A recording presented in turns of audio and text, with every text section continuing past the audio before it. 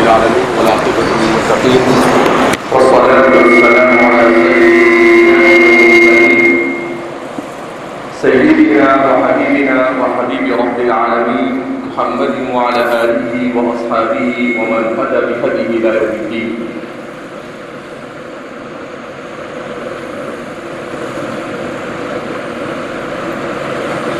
امام بخاری محمد بن اسماعیل البخاری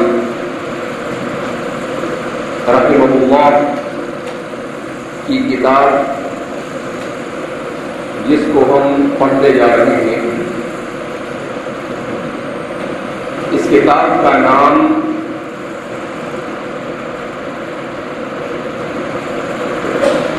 حضرات محدثین نے جو بیان کیا ہے وہ کافی طویل ہے۔ امام بخاری نے اپنی کتاب میں کہیں پر اس نام کی طرف اشارہ نہیں کیا، البتہ حضرات محدثین نے کتاب کی نوعیت کو دیکھ کر اس کتاب کے نام کی تعیین کی ہے، تو فرماتے ہیں کہ کتاب کا نام ہے الجامع الصحیح المسند المختصر، الجامع الصحیح المسند المختصر من امور رسول اللہ صلی اللہ علیہ وسلم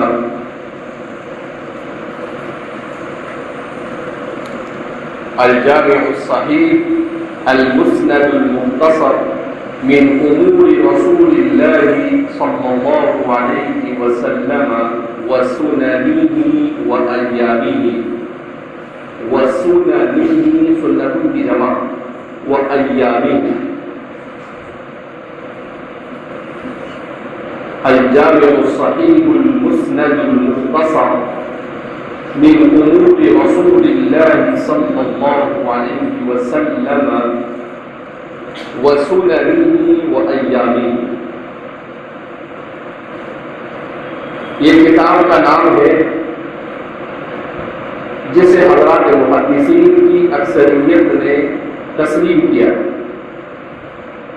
بعض حضرات الفاظ کے تغییر اور تبدیلی کے ساتھ مختلف انداز میں بیان کرتے ہیں، مگر شیخ عبد الفتاح ابو غدہ نے اسمع الصحیحین کے نام سے جو رسالہ لکھا ہے اس میں بھی اس کو راجح قرار دیا ہے کہ اس کتاب کا اصل نام الجامع الصحیح المسند المختصر من امور رسول اللہ صلی اللہ علیہ وسلم وسننه وأيامه۔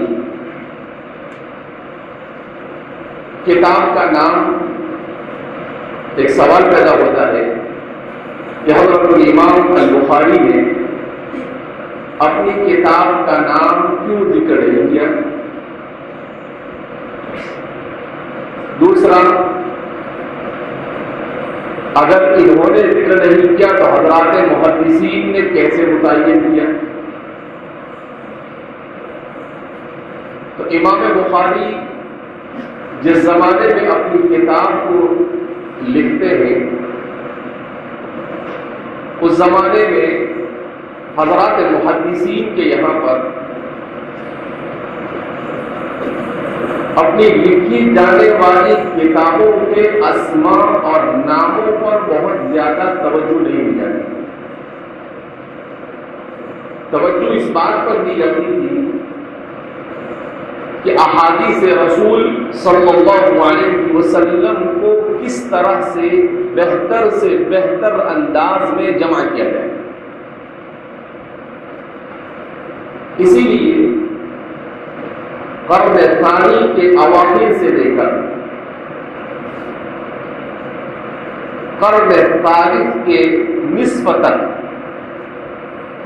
جو کتابیں لکھی گئی، عام طور پر ان کتابوں کے نام آپ کو نہیں ملے گے، بلکہ حضرات محدثین کی طرف اسے منسوب کر دیا جاتا ہے. المصنف لابن ابی شیبہ، المصنف لعبد الرزاق، طبقات ابن سعد. تو لکھنے والے ہی کی طرف کتاب کے منسوب کر دی جاتی ہے. اسی زمانے میں چونکہ امام بخاری بھی والد ہوئے، اسی طریقے سے جیسے امام احمد کی کتاب ہے المسند للامام الاحمد، تو اس لیے ان کی زیادہ توجہ اس چیز پر تھی کہ اقوال رسول، افعال رسول، احوال رسول، تقریرات رسول، ان تمام چیزوں کو کس طرح سے بہتر انداز میں جمع کیا جائے. تو انہوں نے اپنی تمام صلاحیتوں کو اسی پر خرچ کیا. تو اس زمانے کے حالات کے پیش نظر گویا کہ آپ نے بھی کسی نام کے تجویز کرنے کو رواج کے پیش نظر مناسب نہیں سمجھا، لہذا آپ نے کتاب کو لکھ کر اسے ایسے ہی چھوڑ دیا. کبھی سوال پیدا ہوتا ہے بعد میں آنے والوں نے کیوں نام رکھا؟ تو بعد میں آنے والوں کو اس لیے نام رکھنے کی ضرورت پڑی کہ پھر اس نوعیت کی بہت ساری کتابیں لکھی جا رہی ہیں. تو اب ضرورت پیش آئی کہ اس کتاب کا کوئی نام تجویز کیا جائے تاکہ اس نام کی وجہ سے دوسری کتابوں سے اس کا امتیاز ہو سکے. کیونکہ نام ہی نہیں تو امتیاز بین الکتب یہ مشکل اور دشوار ہو گئے. کیسے پتا چلے کون سی کتاب ہے، کیسی کتاب ہے؟ تو اب ان کے لیے ضروری ہوا کہ وہ کسی نام کا انتخاب کریں. جب نام کے انتخاب کی باری آئی تو حضرات محدثین نے ایسا نام تجویز کیا جو کتاب کی پوری نوعیت کو بیان کر دیتا ہے کہ آخر اس کتاب میں ہے کیا. اور امام بخاری نے کس انداز میں کتاب کو جمع کیا ہے، کس قسم کی روایتوں کو جمع کیا ہے، تو اس لیے انہوں نے ایسا نام منتخب کیا کہ عنوان سے معنعن واضح ہو جائے، کہ عنوان ایسا دیا جائے کہ اس عنوان سے کیا بیان کرنا مقصود ہے وہ واضح ہو جائے. اس لیے انہوں نے اس نام کو تجویز کیا. تو اس میں سب سے پہلا لفظ ہے الجامع. یہ اس میں فاعل ہے. جمع يجمع جمعا فهو جامع وجمع يجمع جمعا فهو مجموع. الامر منه اجمع والنهي عنه لا تجمع. تو یہ جمع سے جامع، اس کے معنی اکٹھا کرنا، جمع کرنا. حضرات محدثین کے یہاں پر جامع کا اطلاق کس کتاب پر ہوتا ہے؟ تو فرماتے ہیں کہ جامع کا اطلاق احادیث مبارکہ پر مشتمل اس کتاب پر ہوتا ہے جس میں کم از کم 7 قسم کے عناوین کی روایتوں کو یکجا کر دیا گیا. علم العقائد سے متعلق روایتوں کو بیان کیا گیا ہو، علم الفقہ سے متعلق روایتوں کو جمع کیا گیا ہو، علم التفسیر سے متعلق روایت کو جمع کیا گیا ہو، اخلاق سے متعلق روایت کو جمع کیا گیا ہو، مناقب سے متعلق روایت کو جمع کیا گیا ہو، سیرت سے متعلق روایتوں کو جمع کیا گیا ہو اور اشراط الساعہ قیامت کی نشانیوں سے متعلق روایت کو جمع کیا گیا تو انسان عناوین کی روایت اگر کسی کتاب میں جمع ہو جاتی ہے تو اسے کہا جاتا ہے الجامع، کہ کتاب جامع ما ترک شیئا من امور الدین، کہ ایسی کتاب جامع جو دین کے ضروری اور بنیادی امور سے متعلق کسی قسم کی روایت کو نہ چھوڑے۔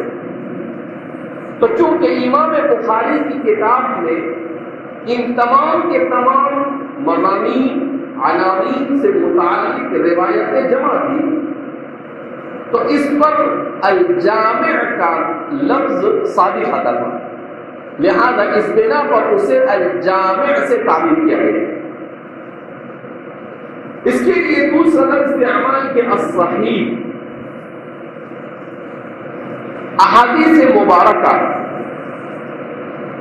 کہ جمع و تدوین کا کام یہ خود نبی کریم صلی اللہ علیہ وسلم کے دور مسعود سے شروع ہو چکا تھا، اس طور پر کہ رسول اللہ صلی اللہ علیہ وسلم کی مجلس میں بعض صحابہ کو کتابت حدیث کی اجازت دی، لہذا بعض صحابہ احادیث رسول صلی اللہ علیہ وسلم کو مجلس رسول میں لکھا کرتے تھے، جن میں سب سے نمایاں نام حضرت عبداللہ بن عمرو بن عاص کا، سیدنا راویۃ الاسلام حضرت ابو ہریرہ رضی اللہ تعالی عنہ فرماتے ہیں کہ مجھ سے زیادہ روایت عبداللہ ابن عمرو بن عاص رضی اللہ تعالی عنہ کی، اور پھر اس کی وجہ بیان کرتے ہیں لأنه كان يكتب في مجلسه وأنا أكتب، کہ وہ رسول اللہ صلی اللہ علیہ وسلم کی مجالس مبارکہ میں جب بیٹھتے تھے تو کاغذ اور قلم لے کر بیٹھتے تھے، اور جہاں نبی کریم صلی اللہ علیہ وسلم کسی بات کو بیان کرتے تھے یہ فوراً اسے قلم بند کر دیتے تھے اور لکھ لیا کرتے تھے، اس کو تحریر کر لیتے تھے۔ تو اس سے پتہ چلا کہ آپ صلی اللہ علیہ وسلم کے دور مسعود ہی سے کتابت حدیث اور تدوین حدیث کے سلسلے کا آغاز ہو چکا ہے۔ ان کے علاوہ بھی حضرت علی رضی اللہ تعالیٰ عنہ کے سلسلے میں بھی آتا ہے کہ آپ بھی کبھی مجلس میں لکھتے تھے، حضرت عمر کے بارے میں آتا ہے آپ کا بھی مجلس میں لکھنا ثابت ہے۔ بعض روایتوں سے یہ ثابت ہوتا ہے کہ بعض صحابہ نے خود نبی کریم صلی اللہ علیہ وسلم سے مطالبہ کیا کہ ہم کچھ دن آپ کے پاس قیام کر کر واپس اپنے دیار اور اپنے وطن کی طرف جا رہے ہیں تو آپ ہمیں کوئی چیز لکھ کر دے دیجیے۔ تو آپ صلی اللہ علیہ وسلم نے انہیں لکھنے کے لیے کہا، انہوں نے لکھ لیا۔ اس طرح سے نبی کریم صلی اللہ علیہ وسلم کے زمانے میں کتابت حدیث کا ثبوت کسی ایک دو واقعے سے نہیں بلکہ متعدد واقعات سے معلوم ہوتا ہے، اور تاریخ کی مستند اور صحیح روایتوں سے ثابت۔ یہ بات اس لیے زور دے کر کہنی پڑ رہی ہے کہ مستشرقین کی جماعت ان کا یہ دعویٰ ہے کہ احادیث مبارکہ یہ 200 سال کے بعد لکھی، اس سے پہلے تک لوگ اسے لکھتے نہیں، اور جو چیز 200 سال کے بعد لکھی جائے اس کی صحت کا اعتبار کیا جا سکتا نہیں۔ تو گویا کہ صغرا اور کبرا نکال کر نتیجہ سارا نکالی ہوا ہے کہ اس کا مطلب یہ ہے کہ احادیث جو کتابوں میں ہے وہ صحیح نہیں ہے۔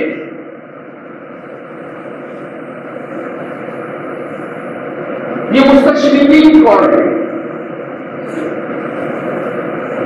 یہ جماعت من البدامش، بدماش کی جمع ہے بدامش، یہ خائنوں کی ایک جماعت ہے اور ان کا ایک ٹولہ ہے۔ شیرزیمر اس نے پچھلے تقریباً 300 سال میں علوم اسلامیہ اور تعلیمات اسلامیہ کو کسی طرح سے کمزور ثابت کرنے کی سعی لا حاصل کی پوری کوشش کی کہ کسی طریقے سے تفسیر کو بھی کہے کہ موضوع ہے، حدیث کو بھی کہے موضوع ہے، اور سب موضوع ہے۔ اس طرح سے انہوں نے ایک ماحول بنانے کی کوشش کی۔ ان کا مقصد کیا ہے؟ ان کا مقصد ہے مسلمانوں کو اپنے علمی ذخیرے سے منزل کرنا،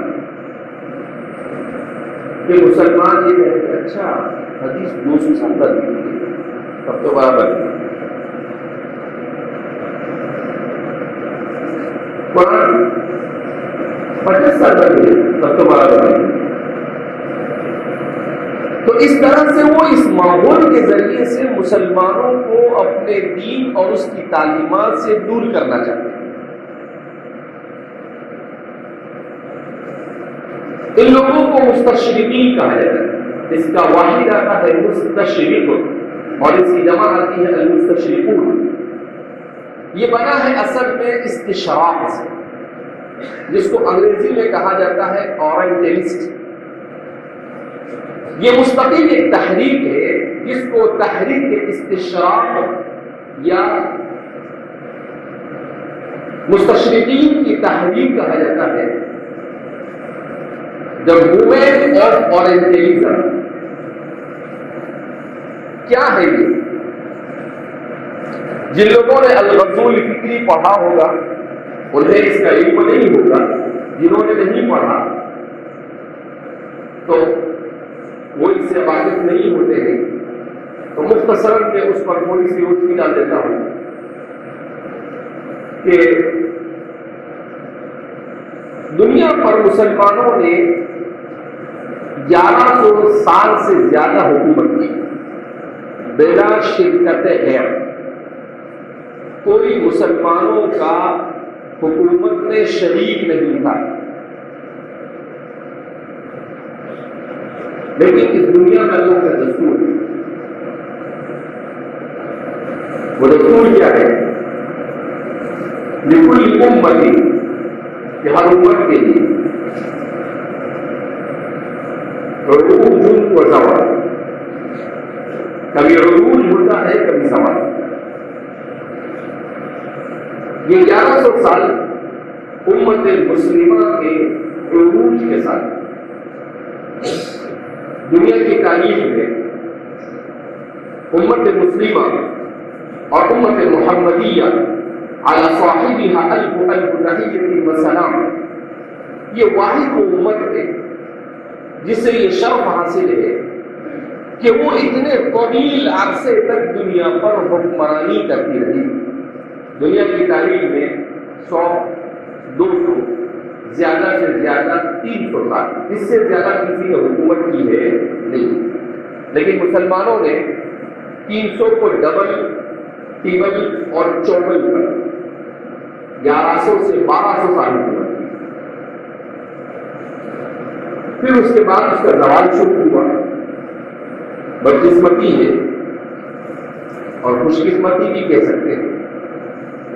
بدقسمتی اس معنی کر کے ہم دور زوال میں پیدا ہوئے، اور خوش قسمتی اس معنی کر کہ اس دور زوال میں بھی اگر ہم نے دین کی سربلندی کے لیے اپنے آپ کو وقف کیا تو اس سے زیادہ اور کوئی خوش قسمتی ہو سکتی نہیں۔ اب مسلمانوں کے دور عروج کے بعد جب زوال شروع ہوا تو اس زوال کے دور میں مسلمانوں کو سب سے زیادہ جس قوم نے کمزور کرنے کی کوشش کی ہے وہ ہے وَدَّ كَثِيرٌ مِّنْ أَهْلِ الْكِتَابِ لَوْ يَرُدُّونَكُمْ مِنْ بَعْدِ إِيمَانِكُمْ كُفَّارًا حَسَدًا مِّنْ عِندِ أَنفُسِهِمْ مِنْ بَعْدِ مَا تَبَيَّنَ لَهُمُ الْحَقُّ، جس کو قرآن کریم نے پہلے ہی پائے ہوئے دوسرے تیسرے 15 20 والے پہلے پائے ہوئے کہ یہ سب کچھ ہونے والا ہے، اور اہل کتاب کی اکثریت یہ چاہتی ہے، اس کی آرزو اور تمنا یہ ہے لو یرزونکم من بعد ایمانکم کفارا، لو یہاں پر تمنی کے لیے اس کی آرزو اور تمنا یہ ہے کہ کاش کے مسلمانوں کو ایمان سے برگشتہ کر کر دوبارہ کفر کے دلدل میں پھنسا دیں۔ سوال پیدا ہوتا ہے کہ اگر مسلمان ایمان کو چھوڑ کر کفر کی طرف جائے گا تو اسے کیا ملے گا بھیا؟ تو کہا حسد من عند انفسہم، اب وجہ کوئی ملنے والا کچھ نہیں، لیکن قرآن نے اس کی وجہ بیان کی، حسد، ان میں حسد کی آگ جل رہی کہ ہم کیوں افضل الامہ نہیں، اور یہ کیوں افضل، اس کو کیوں اللہ نے افضل بنایا اور ہمیں کیوں افضل نہیں بنایا؟ حالانکہ بیوقوف ہے، یہاں پر کسی کی جاگیرداری نہیں اسلام میں، کوئی خاندان کی جاگیرداری نہیں، کسی قوم اور برادری کی جاگیرداری نہیں، کسی اہل لسان کی جاگیرداری نہیں۔ من نطق بکلمۃ الشہادۃ فہو مسلم، جو بھی کلمہ شہادت پڑھ لے وہ مسلمان، اسود کان او ابیض، عربیا کان او عجمیا، صحیحا کان او مریضا، غلاما کان او ملکا، من اسرة عریقة او من اسرة فقیرہ، کوئی بھی ہو، گورا ہو، سفید ہو، عربی ہو، عجمی ہو، بادشاہ ہو، غلام ہو، اونچے خاندان سے ہو، نیچے خاندان سے ہو، اسلام نے کہا ایک ہی صف میں کھڑے ہو گئے محمود و عیاض، نہ کوئی بندہ رہا نہ کوئی بندہ نواز، کہا ہمارے ایسا ہے۔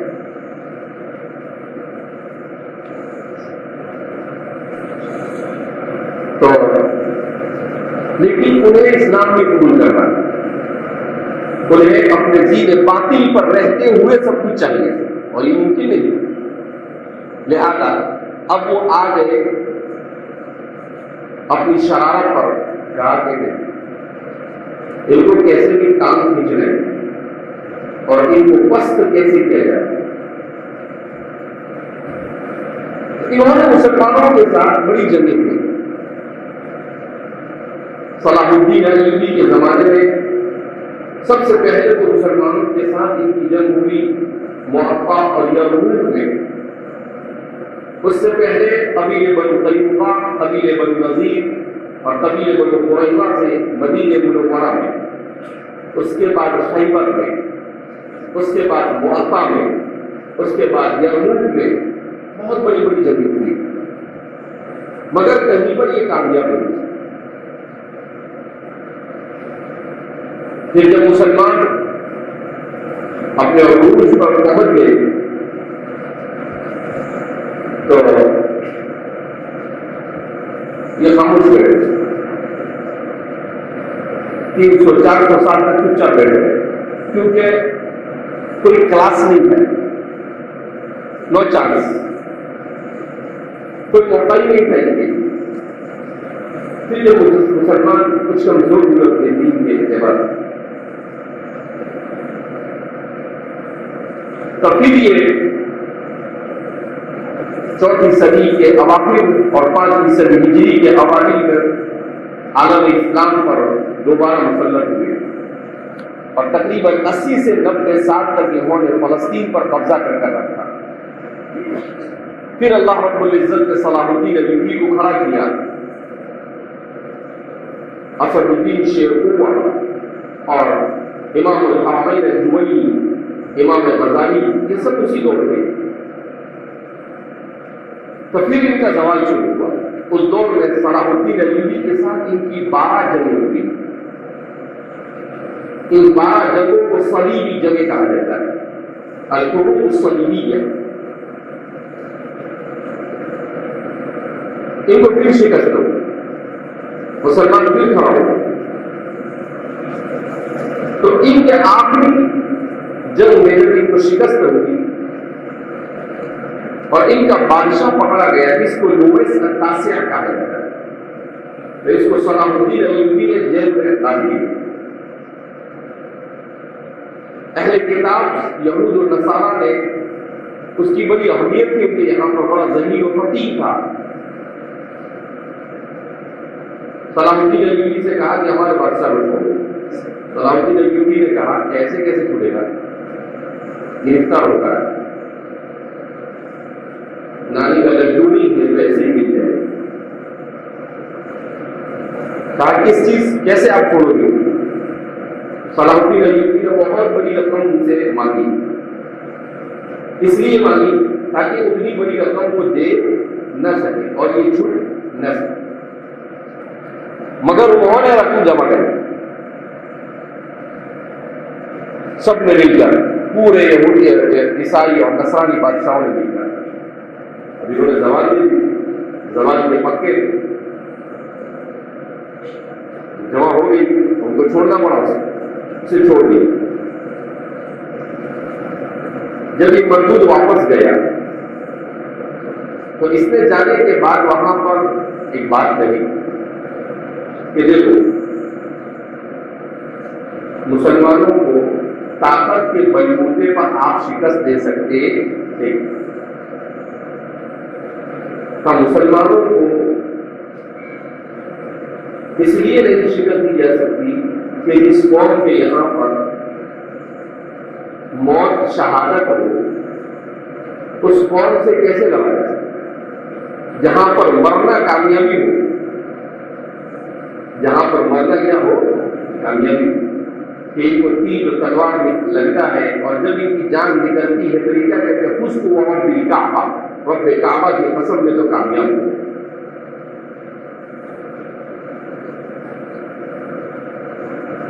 آگے ایسی قوم کو کبھی بھی طاقت سے ہرا نہیں جا سکتا. ان کو ہرانے کے لیے کوئی اور اصول اختیار نہیں. ہمیں جیل میں رہ کر ہے، میرے ذہن میں شیطان آئیڈیا ہے، شیطان اپنی طرف سے حاشیہ ہے، اور وہ یہ کہ ان کو اگر شکست دینی ہے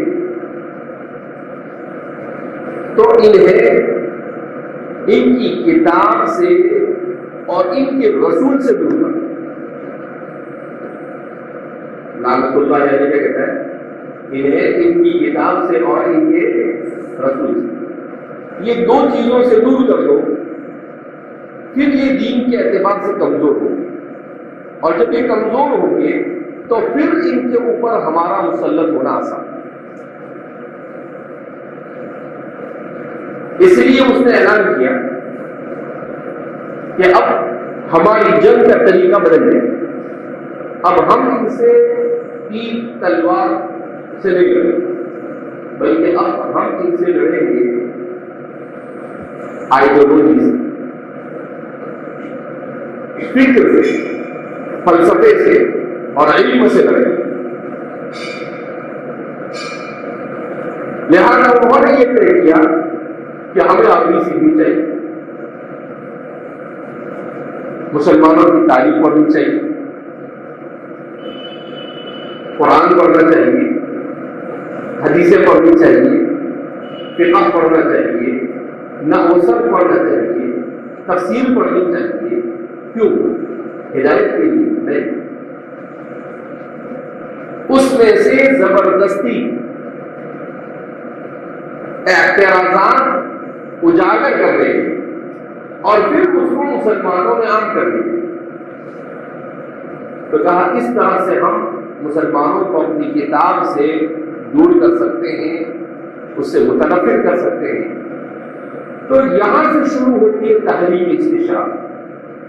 یہاں سے کیا شروع ہوتی ہے؟ تحریک استشراق.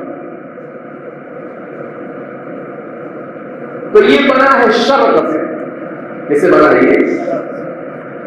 دنیا کے ویسے 4 حصے بیان کرتے ہیں: مشرق، مغرب، جنوب اور شمال. لیکن عام طور پر 2 حصوں میں وہ تقسیم ہے: المشرق والمغرب. تو مشرق کا جو حصہ ہے یہاں پر ایشیا اور چائنا، یہ پورا سب پورا مشرق میں آتا ہے. اور مغرب جو ہے وہاں پر امریکہ اور یوروپ واقع ہوا ہے مغرب کی طرف، یعنی سورج کے غروب ہونے کی طرف اور سورج کے نکلنے کی طرف ہم لوگ ہیں. دیار ہے ایشیا واقع. تو انہیں یہ دھوکہ دینے میں بڑے ماہر ہیں. اسی لیے قرآن کہتا ہے وَإِنْ كَانَ مَكْرُهُمْ لِتَزُولَ مِنْهُ الْجِبَالُ، کہ اگر ان کا بس چل جائے تو پہاڑ بھی اپنی جگہ سے ہل جائے. سازش سے اشارہ کیا جائے کہ ایسی سازش کریں. تو اب انہوں نے اپنی جنگ کا اسلوب بدلا اور الغزو السلاحی سے الغزو الفکری کا آغاز. اس کا آغاز ہوا الغزو الفکری. یہ تقریباً 150-200 سال تک صرف ہمارے علوم کو سیکھتے اور پڑھتے رہے. کتنے سال تک؟ ان کی 2-3 نسلیں چلی گئی. پھر جب انہوں نے پڑھ لیا اچھے سے تو اس سے 2 کام کیے. ایک کام تو یہ کیا کہ مسلمان فلاسفہ اور سائنسدانوں کی کتابوں سے ان کی تحقیقات کو لے کر اسے آگے بڑھا کر سائنس اور ٹیکنالوجی کو آگے بڑھائے. یہ ان کو 1 for 1 فری ملا. ان کا مقصد یہ نہیں تھا. ان کا مقصد تو علوم عربیہ اور اسلامیہ کو اعتراف کے لیے پڑھنا تھا، لیکن انہیں ایک چیز غیر متوقع طور پر مل گئی. سب صحیح ہے لیکن یہ تو بہت بھاری ہے. ابن الہیثم نے یہ کیا، ابن حیان نے یہ کیا، ابو علی سینا نے یہ کیا، فارابی نے یہ کیا، ابن باجہ نے یہ کیا. تو سب مسلمان سائنسدانوں کی چیزیں پڑھی تو اس کو انہوں نے آگے بڑھایا. اور دوسرا کام انہوں نے یہ کیا کہ یہود و نصارہ اہل کتاب کے کچھ لوگوں نے اسلامی علوم پر لٹریچر تیار کرنا شروع کیا. اس پر کتابیں لکھنا شروع کی. اس کو تحقیق اور ریسرچ کا نام دیا. اور اس طرح سے اسلامی علوم پر اعتراضات شروع کیے، جس میں ایک بہت بڑا اعتراض علم حدیث پر یہ کہ یہ 200 سال کا. تحریک استشراق کے سلسلے میں ہمارے طلباء کو پڑھنا چاہیے. اس سلسلے میں بہت ساری کتابیں لکھی گئی ہیں. سب سے بہتر مختصر اور چھوٹی سی کتاب ہے دکتور مصطفیٰ السباعی کی الاستشراق والمستشرقون، جس کا اردو میں ترجمہ ہوا ہے استشراق، مستشرقین اور اس کی نقاب و کشائی.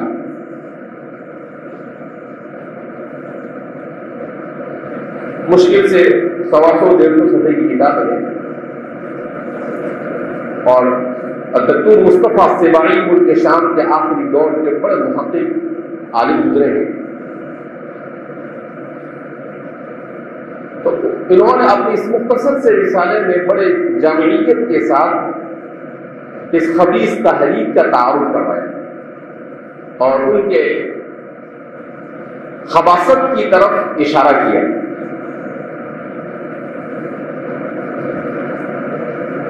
اسی طرح سے ان کی ایک اور کتاب ہے السنۃ و مکانتها فی تشریع الاسلام. تشریع اسلامی میں سنت نبوی صلی اللہ علیہ وسلم کی حیثیت اور اس کا مقام بے مثال کتاب، تھوڑی ضخیم کتاب ہے، صرف 350-400 صفحے، لیکن کام بڑا زبردست ہے۔ شیخ مصطفیٰ سباعی ابھی 20-25 سال پہلے آپ کا انتقال ہوا ہے، اور آپ نے یورپ اور برطانیہ جا کر اس زمانے میں جو مستشرقین تھے بڑے بڑے، ان مستشرقین سے جا کر براہ راست ملاقات کی، ان سے ایک قسم سے ڈائیلاگنگ اور مناظرہ کیا، اور پھر ان کی نیتوں اور ارادوں کو سامنے رکھ کر ان کی ساری حقیقت کا آپ نے واضح کیا۔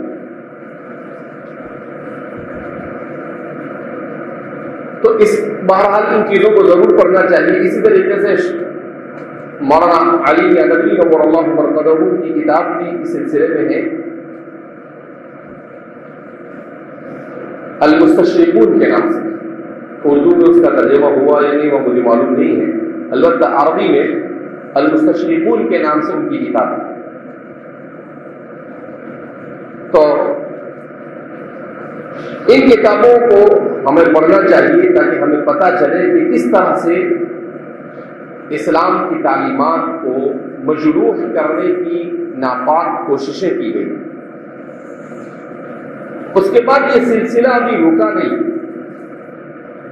ان کی خباثت کا یہ سلسلہ ابھی بھی جاری و ساری۔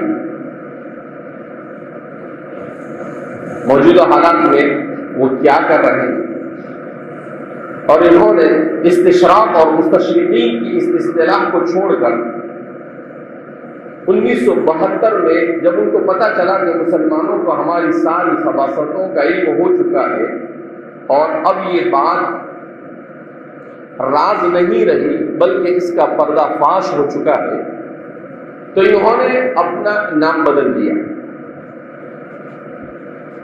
اور ایک نئی تحریک شروع کی جس کو العولمہ کہا جاتا ہے، جس کو انگریزی میں گلوبلائزیشن کہا جاتا ہے، اور اردو زبان میں اسے عالمگیریت کہا جاتا ہے۔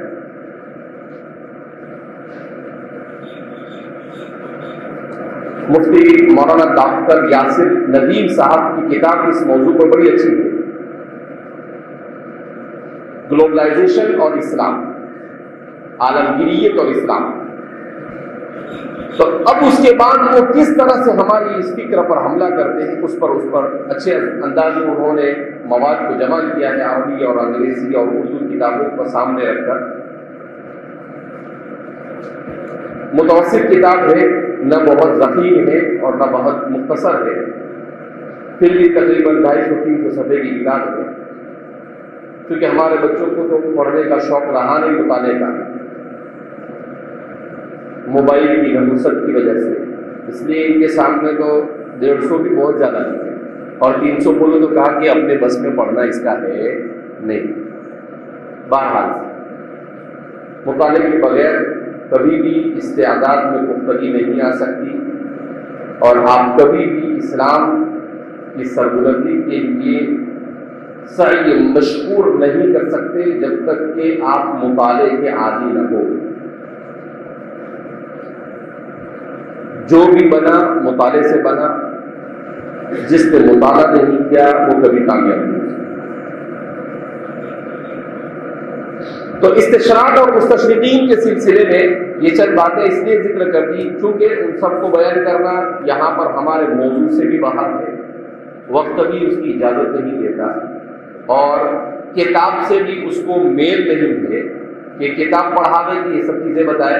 یہ اپنے سیلف اسٹڈی، اپنے ذاتی مطالعے سے اس کا تعلق ہے، لہذا طلباء کو جن کتابوں کا نام بتایا جائے ان کتابوں کو منگوا کر اسے پڑھنے کی کوشش کرنی چاہیے۔ بہرحال تو میں یہ بتلا رہا تھا کہ انہوں نے یہ ثابت کرنے کی کوشش کی کہ یہ سب حدیثیں جو ہے سب موضوع ہے، جبکہ ان کی یہ بات ہی موضوع ہے۔ موضوع کے معنی بن ہم کیا کہیں گے ان کا یہ دعویٰ کہ احادیث کلھا موضوع، دعویٰ موضوع، یہ دعویٰ ہی موضوع، تو سراسر میں بنیاد چیز ہے. جیسا کہ میں نے کہا کہ رسول اللہ صلی اللہ علیہ وسلم کے دور مسعود سے اس کا لکھنا شروع ہو گیا. یہ کہاں سے پکڑتے ہیں، کس طرح سے التباس کرتے ہیں؟ یہ کہا کہ بخاری 200 سال کے بعد لکھی گئی. اس کا مطلب یہ ہے کہ حدیث 200 سال کے بعد جمع ہوئی. یہ حبنق اور بیوقوفوں کا ٹولہ یہ نہیں سمجھتا ہے کہ ایک ہے التمییز بین الصحیح والصحیح اور ایک ہے جمع الحدیث، دو الگ الگ چیزیں. ایک ہے احادیث کا مطلقاً جمع کرنا اور دوسرا ہے صرف احادیث صحیحہ کا جمع کرنا. تو مطلق احادیث کی تدوین، کتابت اور جمع کا سلسلہ من عہد الرسول، رسول اللہ صلی اللہ علیہ وسلم کے عہد مبارک سے جاری وسائل، اور اس کے صحیح اور سقیم کے الگ الگ مجموعے کا آغاز 200 سال کے بعد. انہوں نے اس کو یلبسون الحق بالباطل، تلبیس حق بالباطل کیا اور لوگوں کو اس طرح سے بیوقوف بنائے. تو ایسا نہیں. عبداللہ بن عمرو بن عاص لکھتے تھے، ان کے علاوہ بھی صحابہ لکھتے تھے.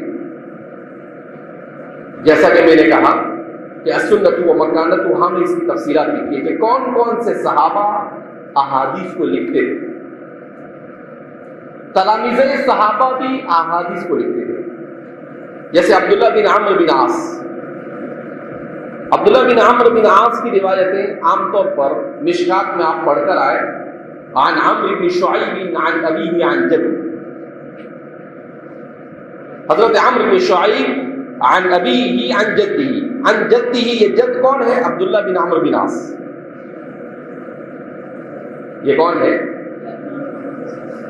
تو عن عمرو بن شعیب، تو عمرو بن شعیب، شعیب کون ہے؟ ابی. اور آگے جو ہے عبداللہ بن عمرو بن عاص، وہ جدی، اور وہ اپنے یعنی شعیب نقل کرتے ہیں اپنے دادا سے، اور جد کون ہے؟ عبداللہ بن عمرو بن عاص. تو اسی لیے اس روایت پر ہمارے محدثین نے مستقل کلام کیا کہ روایت عمرو بن عاص عن ابیہ عن جدہ کی حیثیت کیا ہے. تو بعد نے کہا روایات عمرو بن عاص عمرو بن شعیب عن ابیہ عن جدہ لیست بصحیحہ، صحیح نہیں ہے. کیوں؟ کیا اس لیے کہ اس زمانے میں علم حدیث یہ سینہ بسینہ چلتا، بیان کرنا. حدثنی، حدثنا الحمیدی، امام بخاری کہتے ہیں مجھے میرے شیخ حمیدی نے بیان کیا. اور عمرو بن شعیب عن ابیہ عن جدہ جو ہے وہ روایتیں ہیں کہ حضرت عبداللہ بن عمرو بن عاص نے جو حدیثیں لکھی تھی اس کا مجموعہ یہ شعیب کے پاس آیا، اور شعیب کے پاس سے عمرو کے پاس آیا، اور عمرو اس میں دیکھ کر حدیث بیان. تو کہا یہ سند نہیں اس وجہ سے. لیکن بعد محدثین نے کہا ٹھیک ہے سند نہیں ہے لیکن غلط بھی نہیں، سند نہیں ہے لیکن غلط بھی نہیں. ان روایتوں کو عبداللہ بن عمرو بن عاص کے دوسرے طرق سے دیکھا گیا تو وہ ساری روایتیں مل جاتی ہیں. لہذا کہا اس کو غلط کرنا، غلط کہنا یہ بھی صحیح نہیں. تو ان کا ایک صحیفہ تھا جس کو الصحیفۃ الصادقہ کا نام دیا گیا. اس صحیفے سے عمرو بن شعیب کی روایت کو بیان کیا کرتے ہیں. اسی طریقے سے حضرت حمام بن المنبہ، حضرت ابو ہریرہ کے شاگرد، انہوں نے حضرت ابو ہریرہ کی روایتوں کو لکھا. صحیفۃ حمام بن المنبہ کے نام سے ایک آپ نے پورا مجموعہ تیار کیا. حضرت ابو ہریرہ سے روایت سنتے تھے، لکھتے تھے، اور پھر اس کے بعد اس کا مراجعہ کرتے تھے، ان کو پڑھ کر سناتے تھے. ہمارے ہندوستان کے ایک معناد محقق ڈاکٹر حمید اللہ حیدرآبادی مرحوم نے صحیفہ صادق، اس صحیفہ حمام بن المنبہ کو تلاش کیا. تو دنیا کے متعدد کتب خانوں سے ان کو حمام ابن منبہ کا ہاتھ سے لکھا ہوا وہ صحیفہ مل گیا. انہوں نے اس کی تحقیق کی تو ایک عجیب انکشاف کیا کہ حمام ابن منبہ نے حضرت ابو ہریرہ کی جتنی روایتوں کو اپنے اس صحیفے میں جمع کیا وہ تمام کے تمام روایات صحیحین میں موجود ہیں. وہ تمام روایات صحیحین میں کیا ہے موجود ہے. اس کا مطلب ان کا یہ دعویٰ غلط ثابت ہو گیا کہ حدیثیں 200 سال کے بعد لکھی گئی، اس لیے کہ حضرت ابو ہریرہ کا انتقال سن ہجری 58 یا 59 میں ہوتا ہے. تو اسی وقت کے مجموعے کیا ہو گئے. اور ابھی کچھ دنوں پہلے ایسی خبر ملی ہے کہ الصحیفۃ الصادقہ پر بھی کسی نے کام کیا ہے اور اس کو بھی تحقیق اور تقریر کے ساتھ شائع کیا ہے بندہ جس کو حاصل کرنے کی کوشش کر رہا ہے. تو اس سے کیا معلوم ہوا کہ یہ ساری چیزیں یہ اللہ کا دین ہے. اس دین کو مستشرق تو کیا اس کا باپ اور دادا بھی اس کا کوئی بگاڑ سکتا نہیں. بس ہمارا کام یہ ہے کہ اس پر آنے والے ہر اعتراض کا جواب ہم کیسے دیں. بگاڑ تو کوئی پوچھ سکتا نہیں. میں اور آپ بھی اگر کچھ نہیں کریں گے تو اللہ کے دین کا کچھ نہیں ہونے والا. ان اللہ هو الغنی بالنیاز. لیکن ہم نے اپنے آپ کو اس کے لیے کھپا دیا تو میرے اور آپ کے لیے سعادت کی بات ہے. تو اس طرح سے یہ ساری چیزیں بہرحال محفوظ ہے. تو احادیث صحیحہ کے اس مجموعے کو امام بخاری نے سقیم سے الگ کر کر صحیح کے طور پر لکھا اور الجامع کے انداز میں لکھا. الصحیح کے انداز. یہ صحیح سے بات گئی پیچھے ریورس میں، اب واپس وہاں پر آتے ہیں. تو جامع ہے، ہر مضمون کی روایت اس میں موجود ہے. صحیح ہے کہ آپ نے اپنی کتاب میں صرف اور صرف ان احادیث کو جگہ دی ہے جو طرق صحیحہ سے ان تک پہنچی، جو طرق صحیحہ سے ان تک پہنچی. الجامع الصحیح المسند. کیوں مسند؟ آپ نے سند کے ساتھ اسے بیان کیا. حدثنا الحمیدی وعن شیخه وعن شیخه وعن شیخه وعن صحابه وعن الرسول صلی اللہ علیہ وسلم. تو پوری سند کے ساتھ آپ نے اس کو بیان کیا، اس لیے یہ مسند بھی ٹھہری. تو الجامع بھی ہوئی، الصحیح بھی ہوئی، المسند بھی ہوئی، المختصر کا سب جمع نہیں کر دیا. المختصر جیسے غیر مقلدین کو بخاری کا بخار چڑھا ہوتا ہے نا، تو یہ المختصر سے وہ اتر جاتا ہے. یہ ڈوز ہے کہ یہ المختصر ہے. ساری احادیث صحیحہ اس میں جمع ہے اور اس کے علاوہ کہیں احادیث صحیحہ نہیں ہے. یہ غلط. صحیح ہے کچھ حدیثیں اس میں ہیں اور بہت ساری حدیثیں دیگر بہت سارے مجموعوں میں اور کتابوں میں موجود ہے. لہذا بخاری کا بخاری غلط. المختصر ہے. یہ کیا ہے؟ اللہ کو معلوم تھا کہ غیر مقلدین کا ٹولہ بھی آنے والا ہے 19ویں اور 20ویں صدی میں، اس لیے اللہ نے پہلے ہی ہمارے محدثین کا کے نام میں اضافہ کر المختصر. اس کے بعد الجامع الصحیح المسند المختصر میں امور رسول اللہ صلی اللہ علیہ وسلم سے کے امور سے متعلق. کیوں رسول اللہ کے امور سے متعلق اسے بیان کیا؟